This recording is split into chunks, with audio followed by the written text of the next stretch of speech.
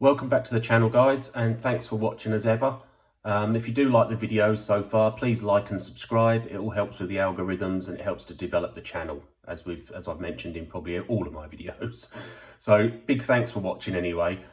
Today we're going to do I'm going to do a special basing tutorial for how I do my desert bases.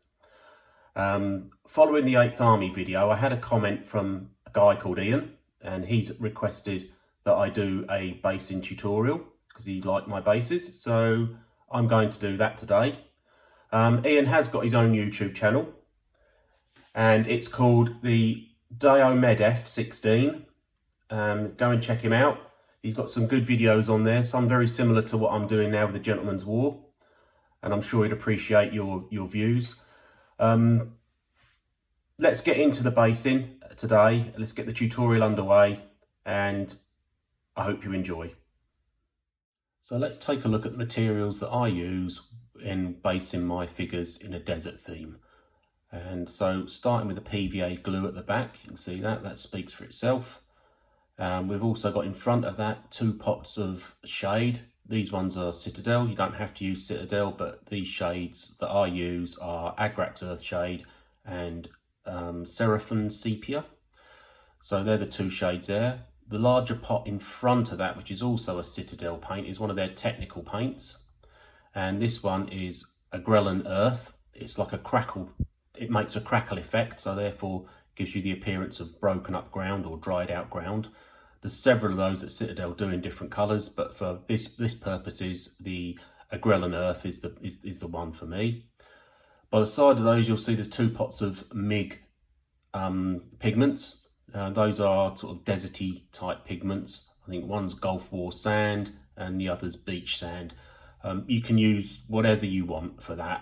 You can vary the tones, you can go darker or lighter, whatever the sort of effect you're trying to achieve. But for this purpose today, we're using those 2. Moving to the other side, then you've got the grey base in front, which is what we'll be converting into a desert base. Behind that, you've got a small pot of little pebbles. Now, those pebbles come from cat litter. Obviously, clean cat litter, not stuff that you've got out of a cat litter tray. I wouldn't recommend that. However, you can get these from Tesco's or any other store. It's the clay cat litter that you're looking for. It represents lots of little pebbles and you can use it. It looks good for small rocks, etc. And then finally, to the back, you've got a selection of sandy, deserty coloured paints. You can use whatever you want. Again, I'm just using the ones that I favour, which is a couple of shades there from Vallejo, which one is khaki and one is German camouflage beige. And then you have a couple of Citadel paints in there. You have Zandri Dust and Talan Dunes, I think it is, or Talan Sand or something like that. They're deserty colours anyway, but it doesn't matter. Don't get hung up on the colours. It's all going to be shaded down anyway, but it's deserty type colours that you're looking for. Okay, so they're the products that we're going to be using today, and I'll come back when we've started to do some progress on it. First up, we're going to have a look at the crackle effect for dried mud or dried desert bed or sand bed or something like that, whatever you want to call it. A lot of desert warfare, from what I can gather, was fought in like wadis, which are like riverbeds and stuff like that. They crisscross the whole of the North Africa, and today they still do in places like Afghanistan and other parts of the sort of world where we have a hostile climate. You get prolonged periods of dryness, and then all of a sudden you'll get a flash flood, and then that creates the sort of wadi or the riverbed. So that's kind of what we're trying to look to represent here, or little dry patches of earth where there has been a lot of moisture or water, and then that's dried up and gone, and it's cracked the earth or the sand. So that's what we're going to represent today. So you'll see here I've mounted the base on a cork for ease of handling, as I do with all my miniatures. So we're going to put down, first of all, you'll also see that I've roughed up the surface a little bit. That's to give it a bit of a key. Excuse me. So that'll key anything that we put on there, whether it be PVA glue, paint, or in this case, the Agrellan earth. So the Agrellan earth, we're going to just put a little bit on there just to simulate a little bit of crack mud. So it's pretty straightforward, straight out of the pot. I'll give it a good stir first before you do anything, because this stuff, like all paints or any products, if you give it a good shake or a good stir first, it's going to work a lot better than if you don't. Anything that's sitting still in a pot is going to settle to the bottom. So all we do here is quickly put it on. Don't have to work too quick because it takes a while to dry, and just do a random shape. I like to do mine up against the edge sometimes, or between the feet of a figure, but for this one we'll just make an interesting shape. Now the thinner you spread this, the smaller the cracks are going to be. So if you leave it quite thick, it will make larger cracks, as opposed to if you leave it thin on the surface, it will leave you with smaller cracks. So, I don't know if I got that right, but the thicker you leave it on, the bigger the cracks. So I think that kind of says it all, really. So again, I just want to make it come round here a little bit, spread it about, move it about, until you're happy with the shape that you've got. So in that case, that looks random. Too bad there. So ready to go. We'll leave that to dry, and then we'll come back and have a look what the next step is. So now that's dry, you can see that the crackle effect has taken effect. It's now made it look like a cracked up piece of earth. So the next step that I do is I want to seal all that in to a degree. Now I'm not talking about putting on a varnish, but you could do that if you wanted to, but there's really no need. So what I do is I mix up a bit of my desert colour that I'm going to use, and in this case I'm using Citadel's Zandri Dust. It's nice sort of like deserty yellow colour.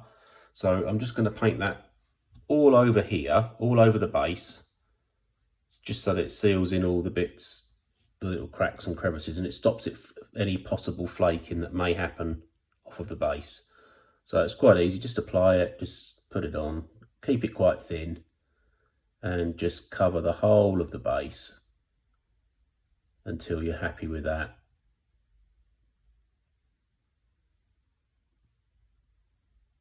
And once that's done, you can then wait for it to dry, and we'll go on to what I do next.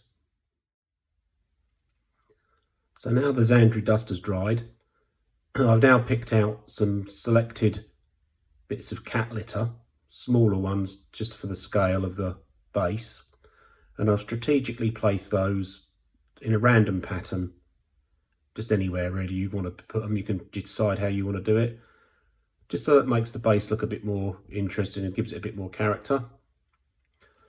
So they look pretty stark, just stuck on there, but the next step, we're going to use some very, very, very fine dust almost from the cat litter, and then we're going to place that around all the flat area and up against the cracked earth. So I'm going to go away and do that off camera because I can't do it on camera, and then I'll bring that back and I'll show you exactly what I've done.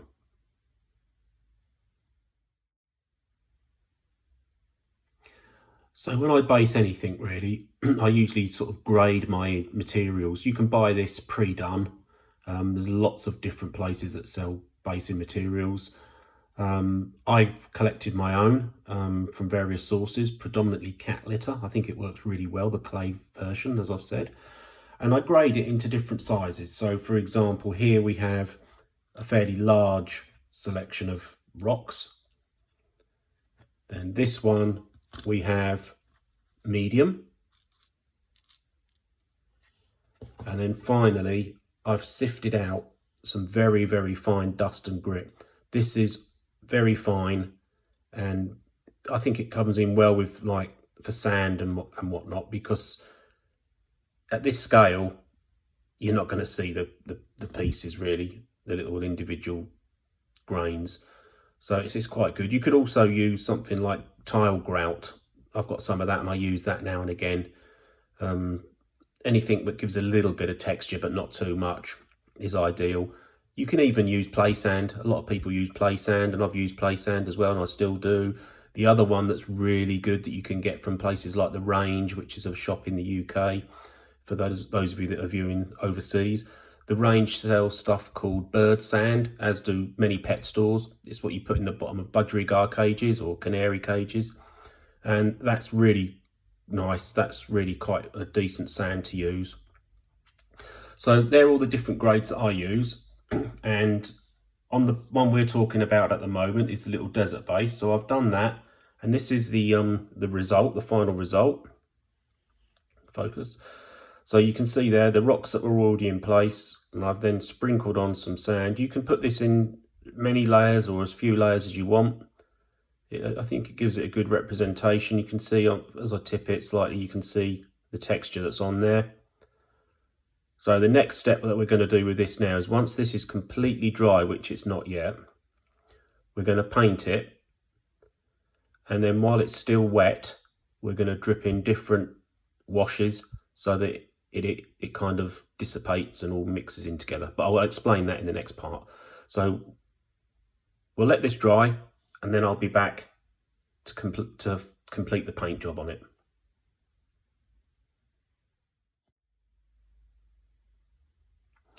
Okay guys, so the base is now dried, and it is quite important that you do let it dry.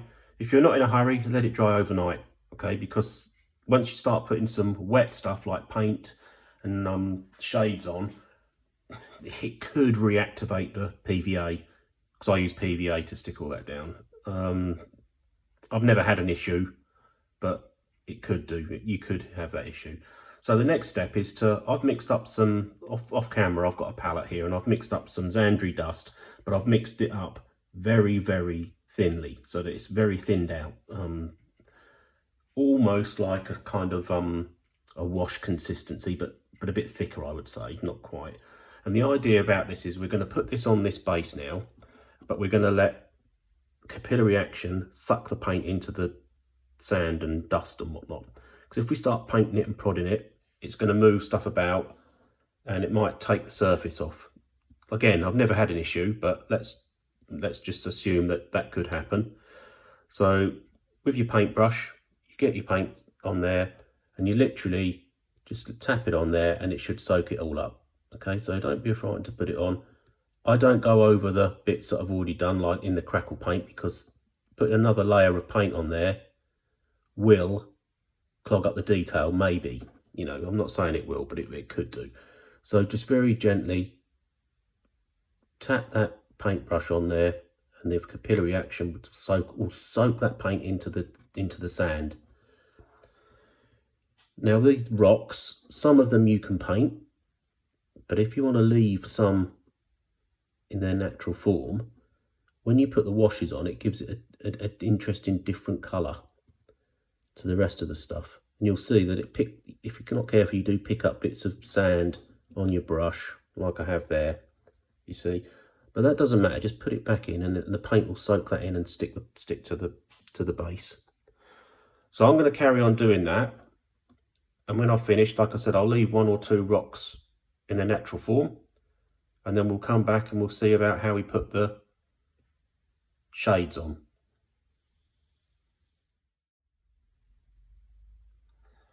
So now that's dry, we can now do the next step, which is basically mixing in a bit of shade to make the area look a bit more interesting than just a flat plain one colour. So how we're going to do that is I'm going to coat the rest of that base, what we can see there, in water, just to dampen the surface. Not too much, but not too little that it's not going to work. So if I just take that, and off camera,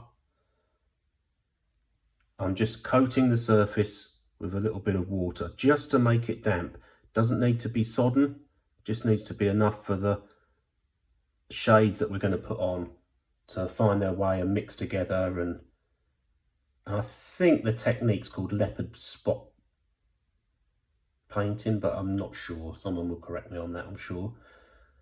So that's now done. it's wet.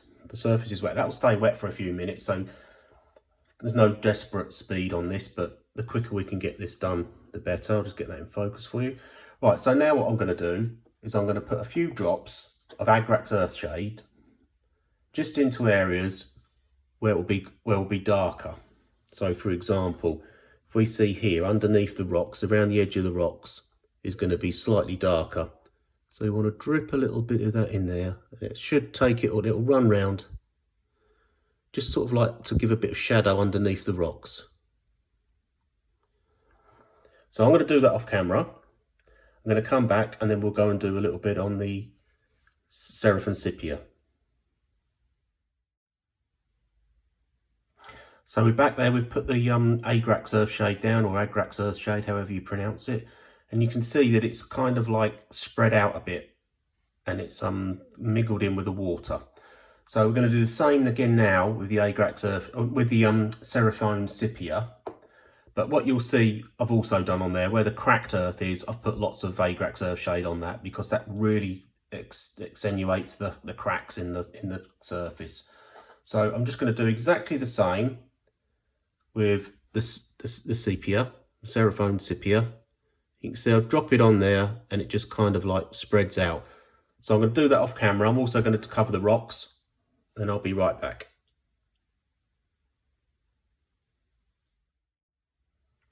So we're back. All the shades have been put down, and as you can see, they've kind of like wet blended in together really. That's why I wet the surface first. It gives the shades time to, or chance to, spread and mingle in, and it's dead easy. It really is that easy, and that's how that's done. Right, now the next step is to let this dry completely. Again, you can leave it overnight, or if you're in a hurry, put it in like I do. I usually put mine in a warm airing cupboard. That works very well, as we've got such beautiful weather at the moment in the UK here. So that's how it will speed up the drying process. Okay, so let's get that dried and then we can go on to the dry brushing phase. So now that's completely dry, it's now time to do the dry brushing, as was said. So I've just chosen 3 progressively lighter colours for like sand and desert colours. These are all Citadel, but you can use whatever ones you've got or whichever ones you choose.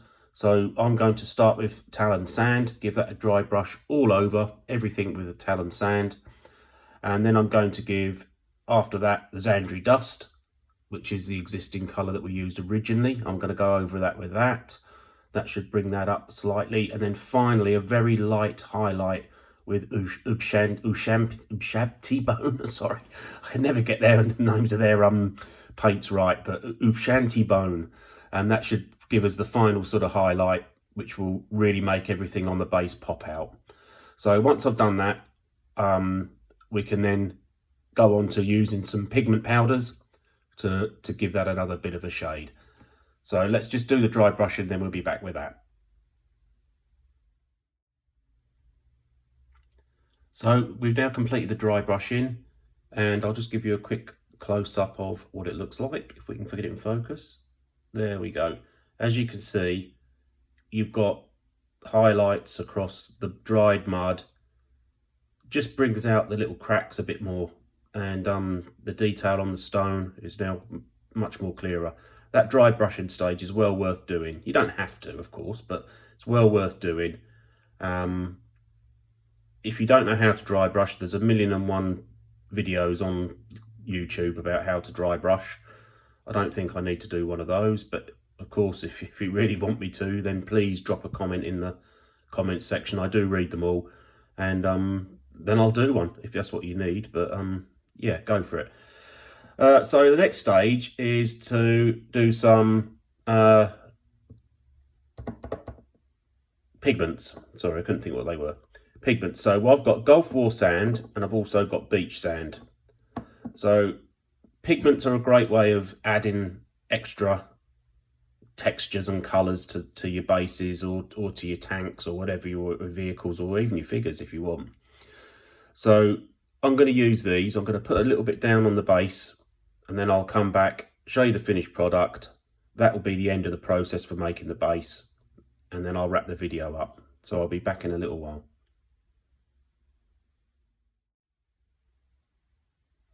Okay, so we're back and I've now finished the pigments. I've put some pigments on there just to give it a bit more texture, a little bit more interest to the base as such. So that's pretty straightforward to do. And that's the base pretty much complete. I mean, you can put some tufts on if you want to complete that. It's not necessarily applicable just to Bolt Action. It's a desert base, so you could quite conceivably use that in any other gaming system. For example, 40K, AOS, whatever. It's up to you, entirely up to you. But this was a request, so I've done that. I hope you've enjoyed it. I certainly enjoyed doing it. It's my first tutorial, so forgive me if it's a little bit all over the show, but I'm sure we'll get better as we go along. If there is anything particularly that you feel that you'd like to see me do, then drop some comments in the comments below, and I'll see what I can do. I do all sorts of different things. I don't just do desert bases. And if you go back and check some of the other videos, you'll see that I've got a US Airborne Army there, for example. That's a different theatre of operation. Equally, it's not just all Bolt Action. I do other stuff as well, and I'm happy to try anything, really, to be fair.